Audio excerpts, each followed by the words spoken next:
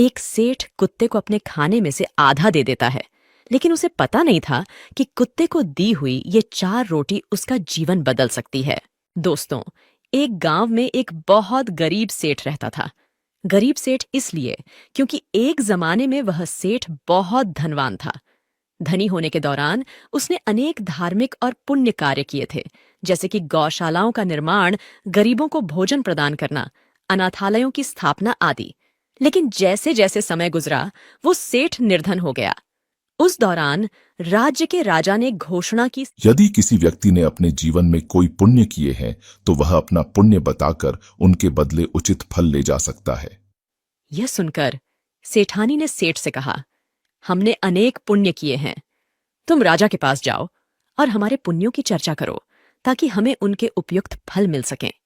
सेठ ने इस प्रस्ताव पर सहमति जताई और अगले दिन राजा के दरबार के लिए प्रस्थान करने का निश्चय किया। सेठानी ने यात्रा के लिए 4 रोटियां तैयार कीं और सेठ से कहा, भूख लगे तो रास्ते में इन्हें खा लेना। सेठ राजा के महल की ओर चल पड़ा। गर्मी का दिन था और दोपहर का समय हो गया था। सेठ ने सोचा, सामने पानी का कुंड भी है और छाया भी, क्यों ना बैठकर थोड़ा आराम कर लूं और अपनी रोटी भी खा लूं।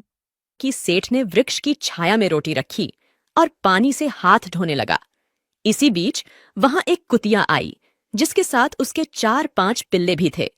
कुतिया सेठ के सामने पूंछ हिलाते हुए आई, क्योंकि उसे सेठ के पास से रोटी की खुशबू आ रही थी। कुतिया को देख सेठ के हृदय में करुणा जागी। उसने 2 रोटियां निकालकर कुतिया को दे दी। कुतिया भूखी थी और उसने बिना विलंब किए दोनों रोटियां खा लीं। फिर वह सेठ की ओर देखने लगी। सेठ ने मन ही मन सोचा, इस कुतिया के तो 4-5 नन्हे बच्चे भी हैं, जिन्हें वह दूध पिलाती होगी। मेरी दी हुई 2 रोटियों से इसकी भूख शांत नहीं होगी। ऐसा विचार कर सेठ ने अपनी शेष 2 रोटियां भी कुतिया के सामने रख दीं और खुद पानी पीकर अपने मार्ग पर आगे बढ़ गया। राजा के दरबार में पहुंचकर सेठ ने अपने किए हुए पुण्य कर्मों का लेखा जोखा प्रस्तुत किया। उसने अपने सभी पुण्य कर्मों का वर्णन किया और उनके बदले में उपयुक्त पुरस्कार मांगा। तुम्हारे इन पुण्यों का तो कोई फल नहीं है।